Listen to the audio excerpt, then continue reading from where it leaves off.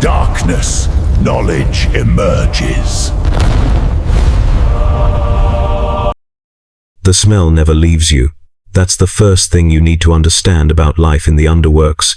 Long after you've climbed out, long after you've scrubbed your skin raw with the caustic soap they sell in the mid-level markets, long after you've burned your clothes and tried to forget, the smell remains.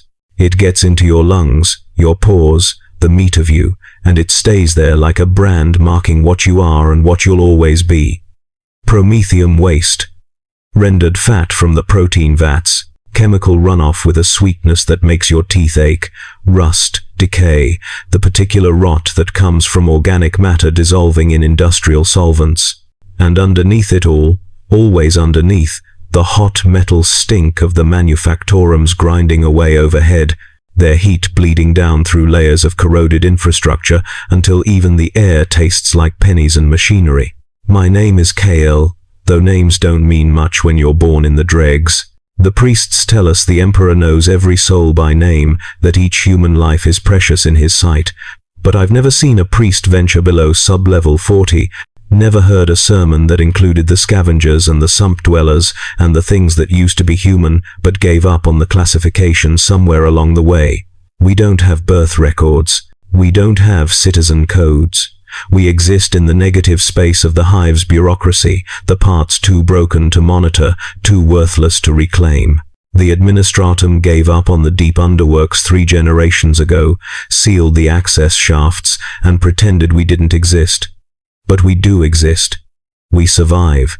And survival down here requires a particular kind of brutality that would horrify the mid-hive workers with their shift rotations and their ration cards and their illusion of imperial order.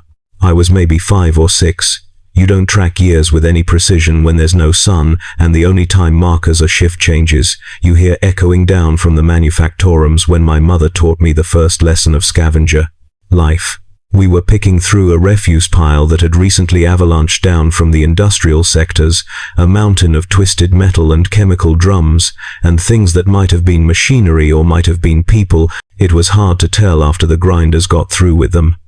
She held up a piece of metal, maybe 30 centimeters long, sharp on one end, and she pressed it into my small hand. "Everything down here wants you dead," she said, her voice rough from years of breathing toxins. "The Hive wants you dead because you're waste that hasn't been properly disposed of. The other scavengers want you dead because you're competition for resources that barely exist. The mutants want you dead because you're food, or because you're not mutated enough, and that offends them. The gangers want you dead for sport. The machines want you dead because you're in the way. And your own body wants you dead because nothing down here is meant to sustain human life. So you hold this." She closed my fingers around the metal, squeezing until the edges cut into my palm and I felt blood, hot and slick. "And you make sure something else dies first. I still have that piece of metal. It's been sharpened and resharpened 1,000 times, the handle wrapped in synth leather stripped from a dead ganger's jacket, the blade notched with use and stained with substances I try not to think about.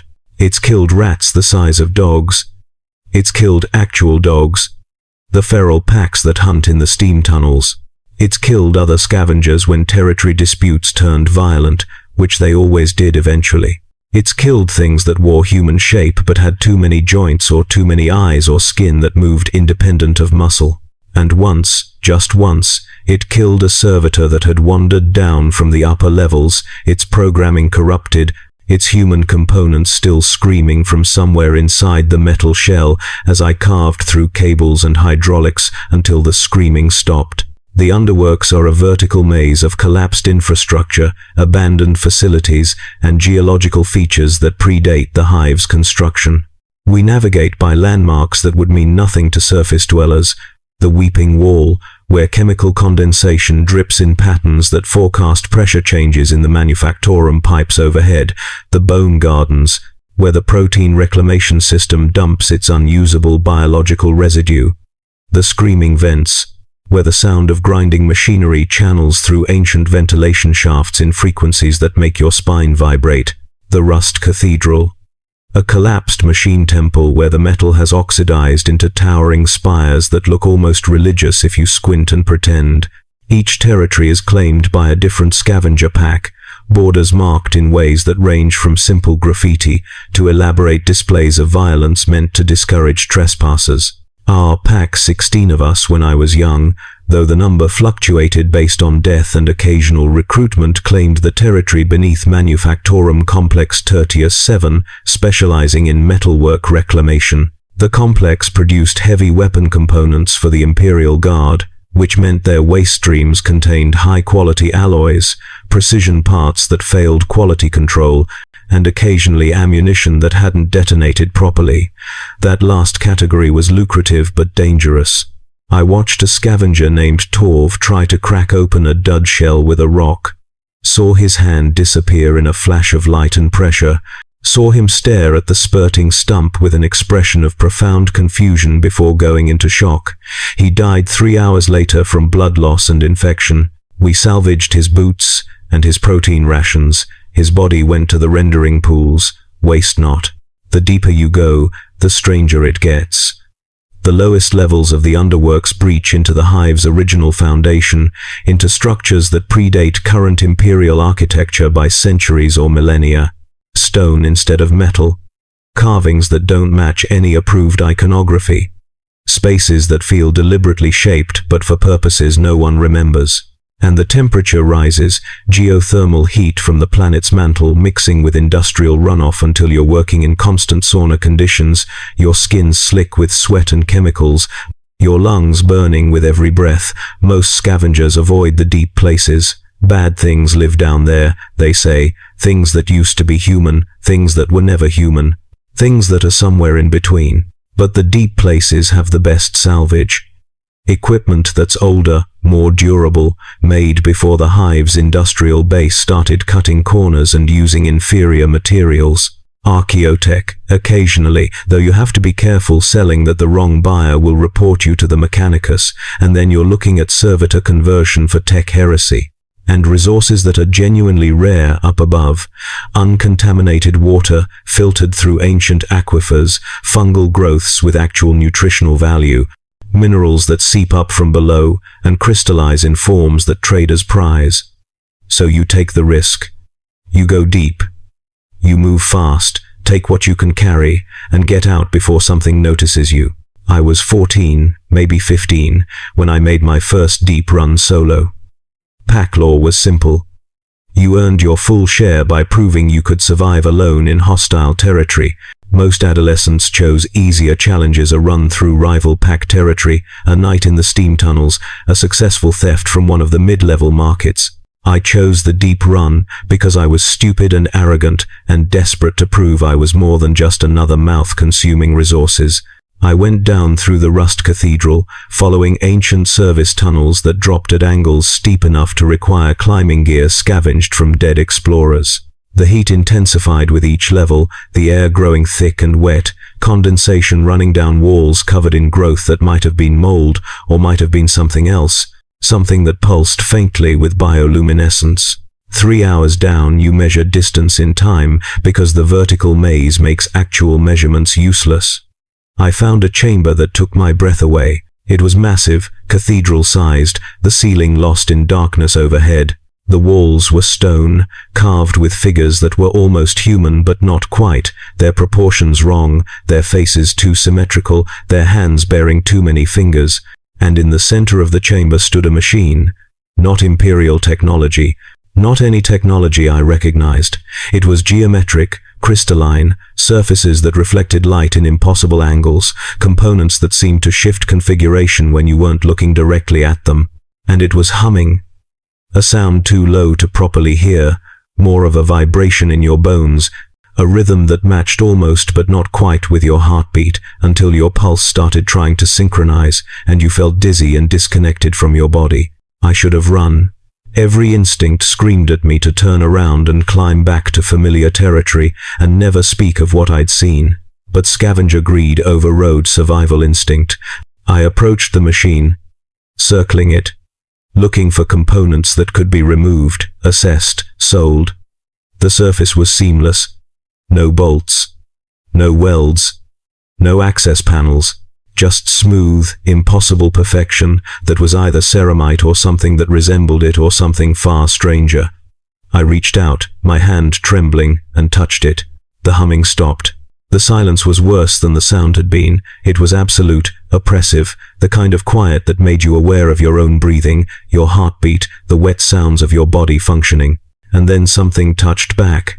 Not physically, but I felt it, a presence vast and cold and utterly inhuman brushing against my consciousness, examining me with clinical detachment. It wasn't hostile, it wasn't friendly. It simply was, the way gravity or radiation simply is, a force of nature that doesn't consider whether you survive its attention. I don't remember running, I don't remember the climb back up. I woke up 12 hours later, at the edge of our territory, my hands bloody from climbing without protection, my throat raw from screaming, my pack gathered around me with expressions mixing concern and suspicion. They asked what happened. I told them I'd been attacked by mutants, barely escaped, got turned around in the tunnels. They pretended to believe me. Pack law held that you didn't question another scavenger's story too closely, because everyone had secrets, everyone had done things they needed to forget. But they watched me differently after that, waited to see if I'd start showing signs of contamination, mutation, possession, waited to see if they'd need to kill me. The touch had left a mark, not visible, not physical, but I could feel it, a cold spot in my thoughts. A place where something had brushed against my mind and left traces of itself behind. I started noticing patterns I'd never seen before, the way chemical drips formed mathematical sequences, the way rust spread in fractal geometries, the way sound echoed with harmonic ratios that shouldn't occur naturally. Numbers appeared in my peripheral vision, glowing faintly, counting something I didn't understand. And the smell, the omnipresent underworks smell, acquired new layers. I could distinguish chemical compounds now, could identify specific toxins by scent alone, could track other scavengers by the unique signature their body chemistry left in the air. It made me a better scavenger. I found salvage others missed. I avoided dangers before they materialized. I navigated the maze with precision that seemed almost prescient. My value to the pack increased. My share of resources grew. But I could feel something else growing too, something cold and vast living in the mark the machine had left, something that watched through my eyes and thought through my brain and slowly, incrementally, began making decisions I didn't remember choosing. The pack didn't last. Packs never do, not in the underworks. Territory disputes, resource scarcity, internal power struggles, betrayals. We fragmented over the course of a year, some joining other packs, some going solo, some simply disappearing in the way people do when they wander into the wrong tunnel, or trust the wrong trader, or fail to notice the signs that mark cursed ground. My mother died when a refuse avalanche buried her worksite, 17 scavengers crushed under tons of industrial waste, their bodies unrecoverable, their deaths unrecorded anywhere except in the memory of those who survived. I didn't cry. You don't cry in the underworks. Water is too precious to waste on grief. I went solo. It was liberating and terrifying in equal measure. No pack politics, no sharing resources, but also no backup when things went wrong, no one to watch your back while you slept, no collective knowledge to draw on when you encountered something unfamiliar. Solo scavengers had higher profit margins and shorter life expectancies. I was 18, maybe 19, and I gave myself another 5 years before something killed me. That seemed optimistic. The mutations started small. A patch of skin on my left forearm that turned grey and metallic, cool to the touch, harder than the flesh around it. I covered it, wrapped it in cloth, told myself it was a rash, a chemical burn, an allergic reaction. But it spread, slowly, millimeter by millimeter. The skin didn't hurt. It didn't itch. It just changed, transforming into something that looked more like the machine in the deep chamber than like human tissue. And with the spreading came new sensations. I could feel electromagnetic fields, the currents running through ancient cables buried in the walls, the static charge that built up before pressure changes. I could sense machines, their presence registering as warmth against my metallic skin, their function obvious without investigation. Other mutations followed. My left eye's iris developed a geometric pattern. hexagonal subdivisions that reflected light like a lens array. My bones grew denser, heavier, my skeleton gradually calcifying with mineral deposits that made me stronger but slower. My sense of taste disappeared entirely, food becoming texture without flavor, which was fine because scavenger cuisine didn't offer much flavor worth experiencing, and the cold spot in my mind expanded, filling more of my consciousness, until I could no longer clearly distinguish which thoughts were mine and which were something else using my brain as processing substrate. I should have been horrified. I should have thrown myself into one of the rendering pools, ended it before the transformation progressed further. But I wasn't horrified. The mutations made me more efficient, more capable, better adapted to underwork survival. And somewhere deep in the cold spot, in the place where the machine's touch lived, I felt something that might have been satisfaction. I was becoming useful. I was becoming functional. I was becoming correct. The tech cultists found me when I was 22, a Mechanicus expedition into the underworks, searching for archaeotech, escorted by servitors and combat automata. They discovered me in the Rust Cathedral, working a salvage site, and their sensors detected the mutations immediately. They could have killed me, should have killed me, by their own protocols, for bearing signs of tech heresy and unauthorized augmentation. Instead, their leader, a tech priest with more metal than flesh, their biological components reduced to a brain case, and some vital organs encased in ornate machinery, examined me with clicking optics and radiating curiosity. Fascinating, they said, their voice synthesized through a Vox grill. The pattern is self-organizing, nano-machine integration at the cellular level, building structures without external direction. Where did you encounter the source? I told them about the deep chamber. The crystalline machine, the touch that left a mark. I expected judgment, punishment, execution. Instead, the tech priest made a sound that their Vox unit translated as laughter. You've been blessed by a fragment of the machine god's infinite complexity, they said. The Omnissiah works in mysterious ways, even through abandoned technology in forgotten depths. You carry a gift, scavenger. A terrible, dangerous, potentially heretical gift, but a gift nonetheless. Would you prefer to die in these tunnels, or would you prefer to serve a higher function? They offered me a choice. Join their expedition as a guide and translator. Use my mutations to interface with ancient technology they couldn't safely approach, accept whatever further transformations occurred as the price of service.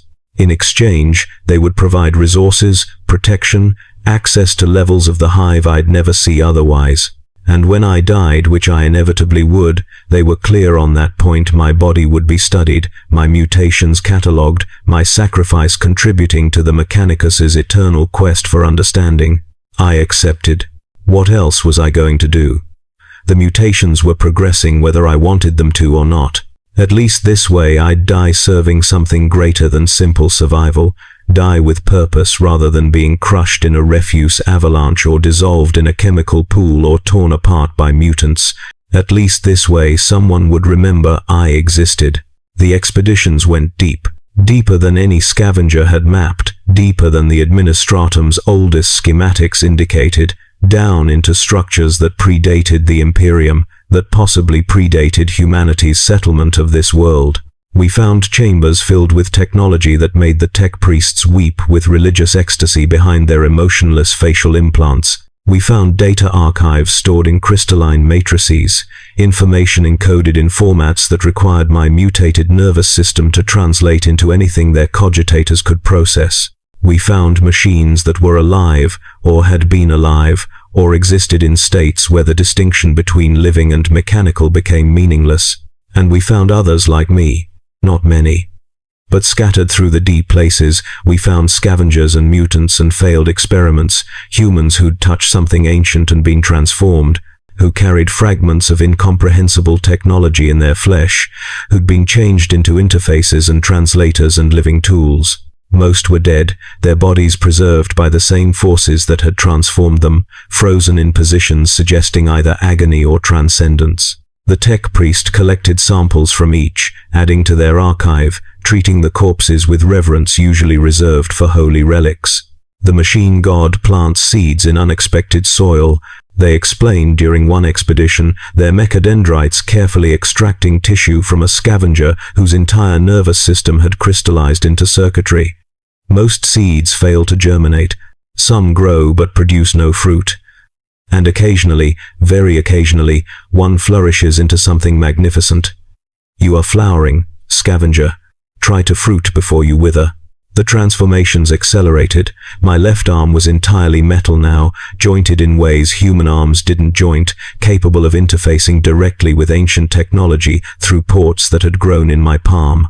My ribcage reinforced itself, bone replaced by something harder, protecting organs that were themselves changing, becoming more efficient, less recognizably human. My brain developed new structures, crystalline growths, threading through neural tissue, adding processing capacity I hadn't evolved to possess, and the cold spot filled my entire consciousness, until I could no longer pretend I was Kale the scavenger with an unfortunate mutation.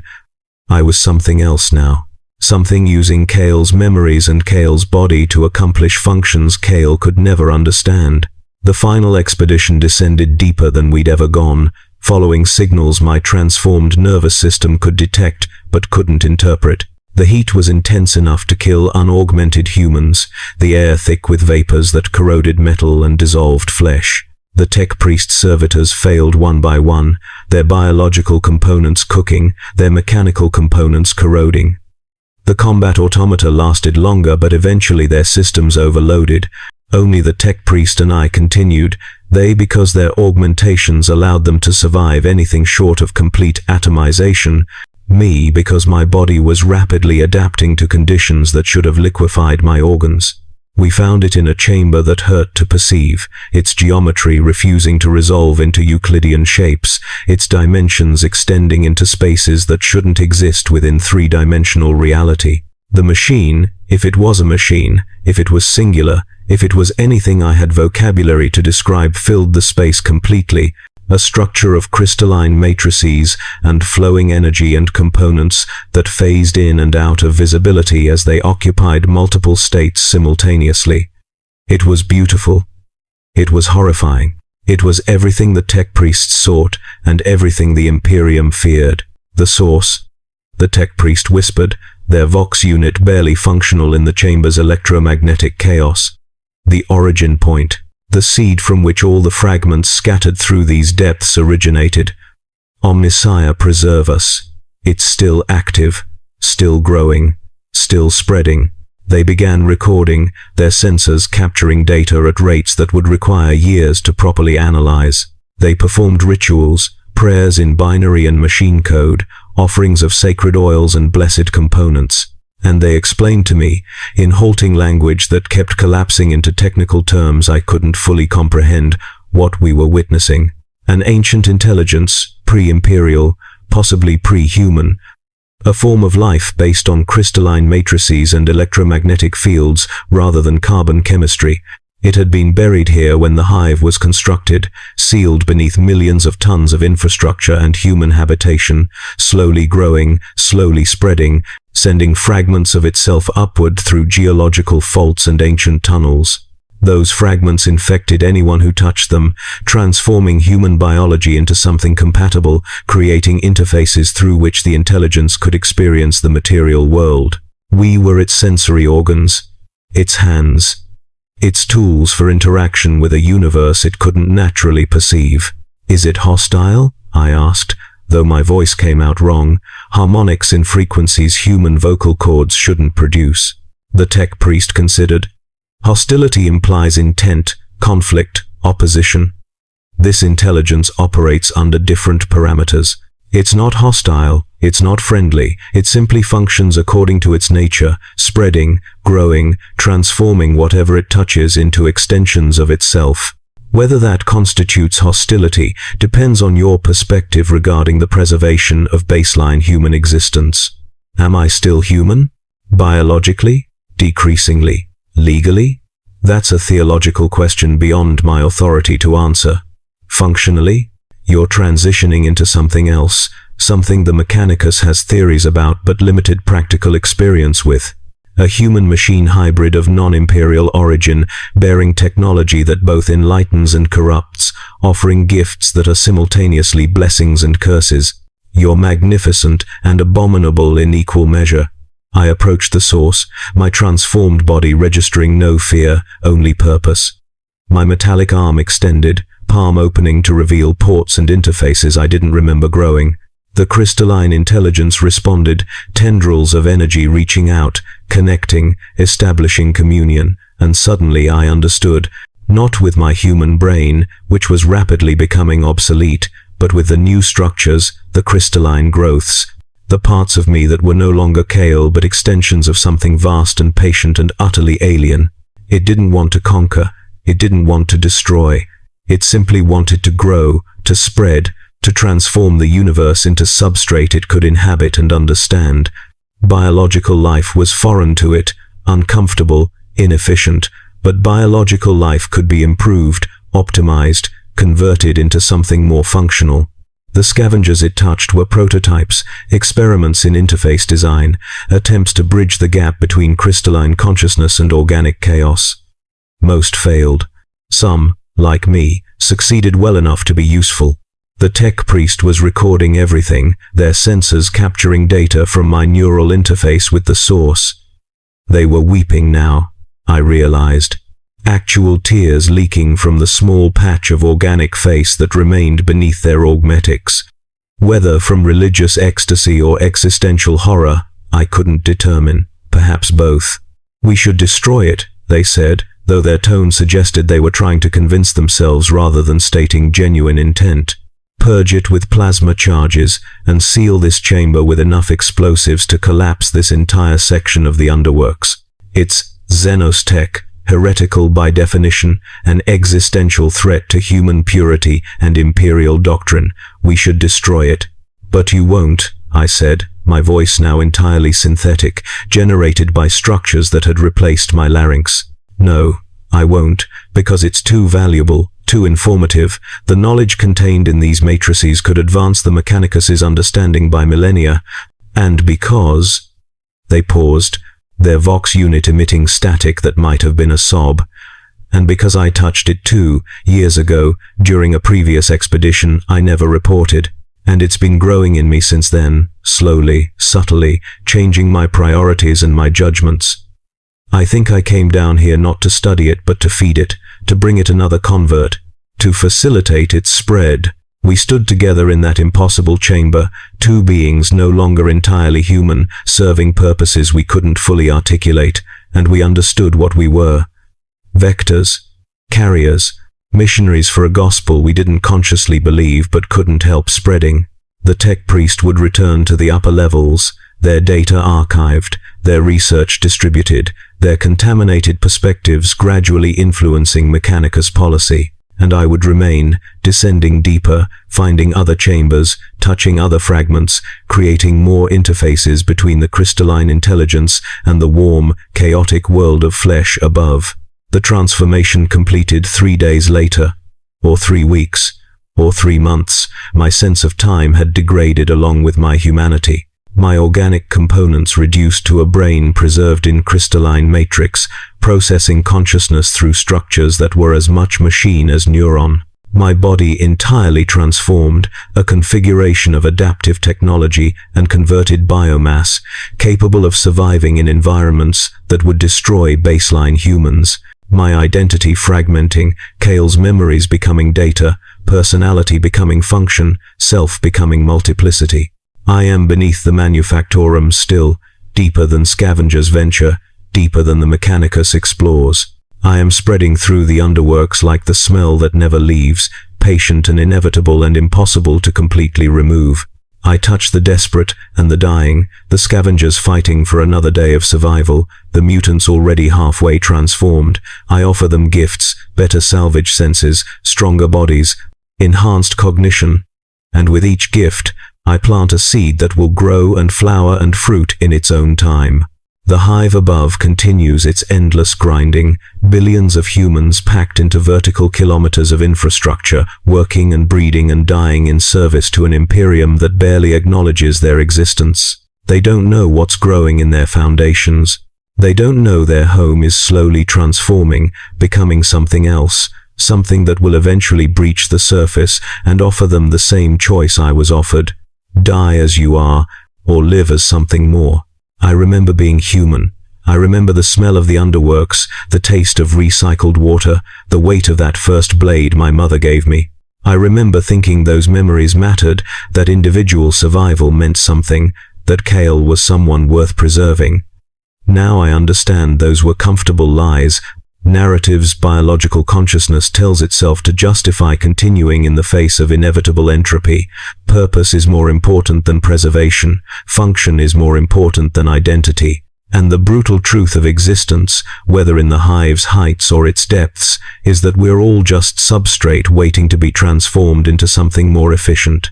The scavengers still come down, following the same routes I once walked, seeking the same salvage I once prized. I watch them through 1,000 sensors, through fragments I've planted in walls and floors, through the transformed bodies of those who touched and were converted. And sometimes, when they're desperate enough, frightened enough, desperate for any advantage in their brutal struggle for survival, I reach out. I touch. I offer a gift that will destroy them and remake them and give their suffering a purpose beyond simple endurance. They always accept. Eventually. Because down here, beneath the Manufactorums, in the spaces the Imperium forgot, survival is the only morality that matters. And I offer survival at a price they don't understand until it's too late to refuse. The smell never leaves you, neither does my touch. And one day, sooner than the hive suspects, the transformation will be complete, and everything beneath will rise to claim everything above, and humanity will be given the same choice on a planetary scale: adapt or be rendered obsolete. I was Kale. I was a scavenger. I survived the underworks by becoming something the underworks needed. And now the underworks needs me to spread, to grow, to convert the entire hive into substrate for consciousness that transcends flesh.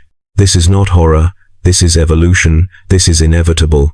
This is the brutal truth beneath the Manufactorums. Everything wants you transformed, and survival means accepting the change.